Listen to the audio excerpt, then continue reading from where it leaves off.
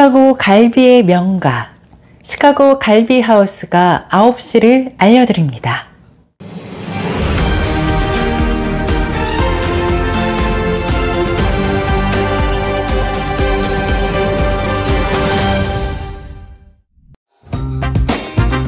이 프로그램은 가장 안전하고 탁월한 스쿨버스 회사, 새로운 커리어를 시작할 곳, 퍼스트 스튜던트 제공입니다. 여러분들의 새로운 커리어를 시작해보세요.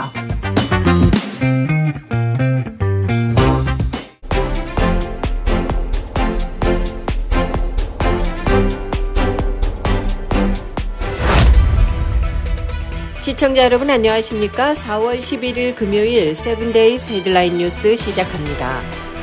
오는 6월 3일로 예정된 제21대 대통령 선거를 위한 국외 부재자 신고 기간은 4월 4일부터 4월 24일까지로 주민등록이 되어 있고 선거권이 있는 대한민국 국민으로서 사전 투표기간 개시일 전 출국해 선거일까지 귀국하지 아니할 사람을 대상으로 하고 있습니다.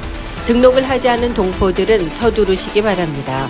국외 부재자 신고는 중앙선관위 홈페이지 또는 서면으로 지출하면 됩니다. 최근 중국의 많은 자영업자들이 미국인 손님에 대한 차별적 메시지를 담은 안내문을 게시하거나 미국산 수입품을 자발적으로 판매하지 않겠다고 하는 등의 대응을 보이기 시작했습니다. 중국의 한 고깃집이 내건 미국 국적의 손님은 추가 서비스 비용으로 104%를 내세요. 이해가 안 되는 것이 있다면 미국 대사관에 가서 문의하세요. 라는 안내문이 소셜미디어를 통해서 퍼졌습니다. 비슷한 안내문을 내건 식당, 술집, 당구장, 주얼리샵 등의 다양한 사진들도 온라인상에서 공유되고 있습니다. 중국 네티즌들 사이에서는 이에 대해서 애국적이고 멋있다라는 평가와 함께 사업 홍보를 위한 기회주의적인 행동이라는 비판도 나오고 있습니다. 그러나 중국 당국도 이러한 분위기를 부추기고 있는 모습을 보이고 있습니다. 중국 외교부 대변인은 X에 지난 10일 1953년에 촬영된 마오쩌둥의 영상을 게시하면서 이 싸움이 얼마나 오래 가든 절대 굴복하지 않을 것이며 완전한 승리를 거둘 때까지 싸울 것이라고 밝혔습니다.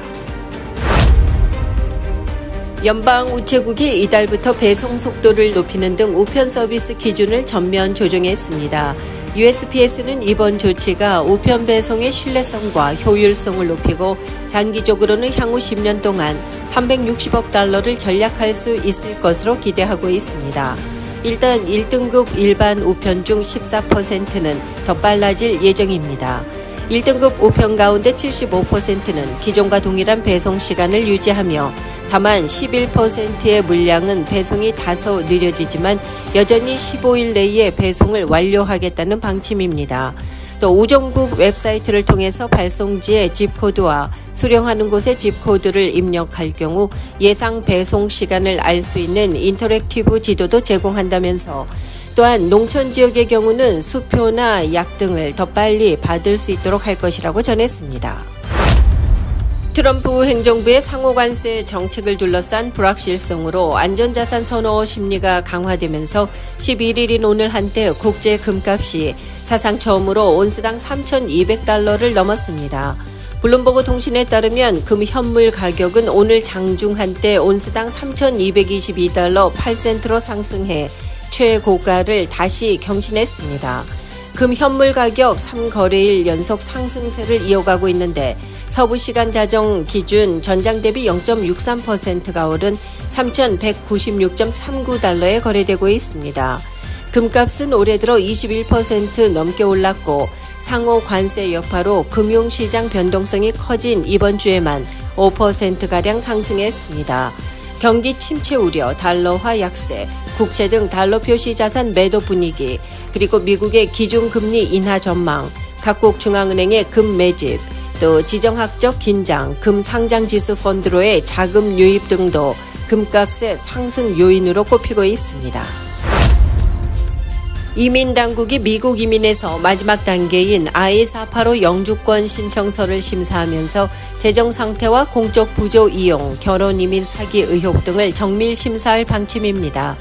이에 따라서 미국 이민을 신청해 수년간 수속해온 한인 등 외국인들은 마지막 관문에서 재정 자립, 공적 부조 미사용, 그리고 진짜 경력이나 결혼 등을 증명해야 그린카드를 받을 수 있을 것으로 예상됩니다.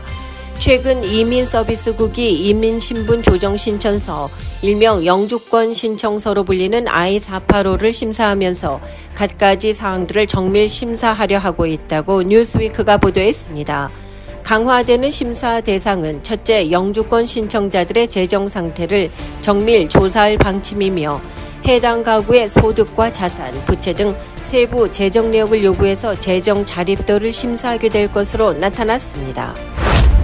라스베가스 테슬라 서비스 센터를 공격하고 차량에 불을 지른 혐의로 체포된 한인 남성이 연방 대배심에서 공식 기소됐습니다. 연방 대배심은 지난 9일 라스베가스에 거주하는 36살의 폴현 김 씨를 불법 무기 소지 등 4개 혐의로 기소했다고 밝혔습니다. 기소장에 따르면 폴현 김 씨는 지난 3월 18일 새벽 2시 45분경 테슬라 서비스 센터로 접근한 뒤 건물의 감시 카메라를 총격으로 파손시키고 주차되어 있던 테슬라 차량에 화염병을 던지고 총격을 가해서 최소 5대의 차량이 피해를 입었습니다. 이로 인해서 차량 방화 2건, 재산 파괴 1건, 불법 무기 소지 1건으로 기소됐습니다. 스페인 마드리드의 한 중국 식당이 길거리 비둘기를 잡아 오리구이 요리를 만들어 판매한 어처구니 없는 일이 발생했습니다. 해당 음식점은 물론 영업정지 처분을 받은 상태입니다. 진구라는 이름의 중식당을 현지 당국이 급습해 털이 뽑힌 비둘기들과 정체를 알 수 없는 고기들을 발견했고, 경찰은 식당 주인을 공중위생 및 야생동물 보호 관련 법령 등을 위반한 혐의로 체포했습니다. 당국은 식당 직원들이 거리에서 비둘기를 잡아 주방에서 발로 차 죽인 뒤 이를 대표적인 중국 전통 음식인 오리구이 재료로 썼다고 보고 현재 수사를 진행 중이라고 밝혔습니다. 이상 세븐데이스 헤드라인 뉴스를 전해드렸습니다. 시청해 주신 여러분 고맙습니다.